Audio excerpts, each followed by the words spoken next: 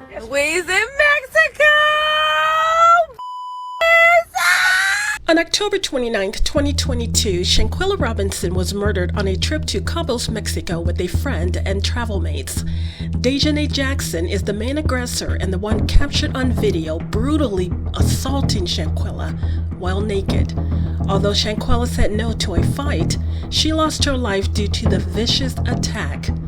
All of the travel mates stood by and watched and recorded the assault. No one tried to help her, as she was savagely beaten to death. None of them helped her. Although Dejanay Jackson took the life of Shanquella Robinson, they all participated in her death. Allegedly, all of them took part in the assault.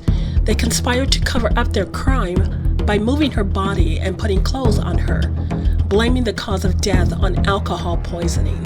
They refused her medical treatment and tried to extort $5,000 from the family. They lied to the doctor and Mexican police. Khalil, Dejanay, Winter sat in the mother's house knowing Dejanay killed her daughter. Elise Hyatt's sister was murdered right before the trip, but that did not stop her from participating in the murder of Shanquella. Khalil Cook was the worst type of friend. He is a cold-hearted person. He deleted 400 text messages off her phone. What was he hiding? He invited Shanquella knowing what was going to happen to her. He allowed the travel mates to beat her as he stood and watched. Khalil is the one who called the family with the death notification. Khalil Cook took Dejanay and Winter to the mother's house, knowing that Dejanay took her life. He had no problems leaving her body in Mexico.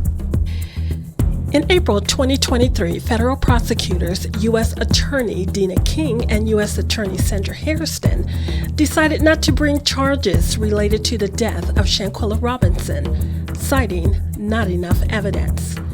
All of these individuals were responsible for the death of Shanquella. It is important to remember their names and faces. The FBI case is still open. There is still hope for justice. If you would like to help get justice for Shanquella, please email the names below to prioritize extradition. North Carolina Secretary of State Elaine Marshall and U.S. Department Secretary of State Anthony Blinken.